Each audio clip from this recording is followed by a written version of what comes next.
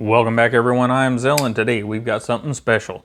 This is the TRM Atom. And I'm going to give you a little TLDR on this one. If you are a person that spends over $150 on knives, or a knife collector, and you are not in line already, you should be. If you are a person who would like to have one very nice knife to carry on a daily basis, and you're not looking for some sort of heavy-duty knife, then you should be in line over at Three Rivers Manufacturing to get one. For everyone else, let's get a look at the knife, and for those of you that went over and got in line for the pre-order and came back, I really appreciate that. What you get out of a TRM knife is kind of the same construction of the Viator, and I believe the other one was a Neutron. We've got stainless liners that set into the handle material, and this one happens to be a gray G10, but they've got dozens of different handle materials for these knives. You get a bent titanium pocket clip that is deep carry, so you can carry this 3.5-inch knife and have it pretty much out of the way. We get 20 CV in this one in a nearly full flat ground 0.090 stock thickness blade at 3.5 inches long. Got an overall length of 8.25 inches and a handle length of 4.625, and it's all just beautifully done. And beautiful simplicity is what TRM does, and does so well. We've got chamfers all the way around. There's nothing fully filleted or rounded off, all just a basic chamfer. Edges are knocked off everywhere on the blade except on the pointy bit. And our locking mechanism is light and effective. Detent is good. And it's one of those things you get from TRM. They do everything very tight and specific. They don't just sell knives to sell knives.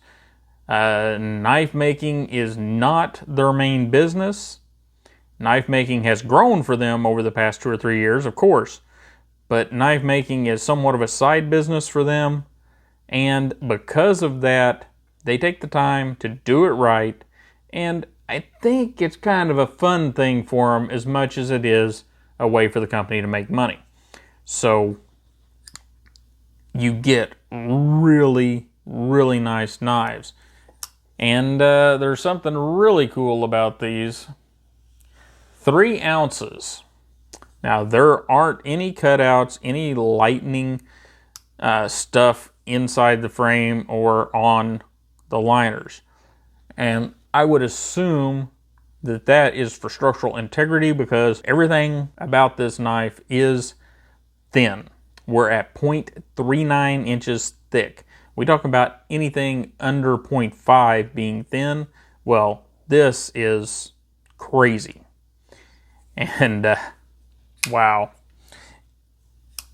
Anyhow, the other thing that they do that is super cool is you take that screw out, the pocket clip screws out, and this screw out, and you can swap to a multitude of different handle materials without busting the integrity of the knife. The knife stays together. You take the handle material off, put the new on, put those screws back in, and you have a completely different look for your knife without messing with the centering, without tightening or loosening the pivot, nothing. So that is also super cool. The only part of the knife you mess with besides the scale is the pocket clip. Doesn't get any more beautiful than that. We've talked about all the numbers, the 20 CV, the flat ground, the super slicey blade. And guys, it is. I mean, I don't have any paper up here, but here's a print surface, and that is some build tack material for those of you that may or may not know what that is. And that is some, it's almost rubbery crap. And there you go. And that knife has been through a few people. I'm borrowing it. It is not a new knife, and I did not sharpen it, so I would just expect it would get better with some stropping or sharpening. And mechanically, we have a standard pivot running on phosphor bronze bushings. Nothing special in there. It is a liner lock. If I remember correctly, we're right around 60 thousandths on the liner lock, which is just about right. I mean, really nothing special, but nothing wrong. That's the important part.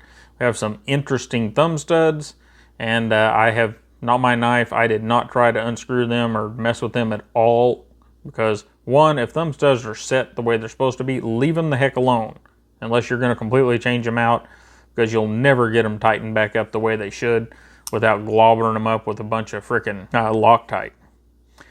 Ergonomics. This is an everyday carry knife for general purpose use. This is Nick Shabazz's apple slicer. This is, for me, a rope cutter, a soft materials cutter, a food cutter. Takes care of all the light tasks I do during the day that I don't need one of my knives or a heavier knife for. And that is the beauty of it. Deep carry pocket clip. That thing's going to hide so deep in your pocket you may not even know it's there. And guys, I wish that I could make you like a freaking 15 or 20 minute video on this knife just so that you could see it for that long, because it is such a simplistic beauty that, wow. All right, done gloating over it. And guys, I'm gloating for good reason. This knife, these people up at Three Rivers Manufacturing, that team deserves it. Now, I do have one complaint, and I've talked to the guys at Three Rivers about this, and they tell me that they buy these screws for a reason, that they are the best they can get, etc., etc., etc. I'm still going to pick on them, and here's why. Up under that pocket clip, if we're going to have a $180 plus knife, we can put some countersunk screws in there. It's not going to hurt us. It's not going to mess with the integrity of the knife.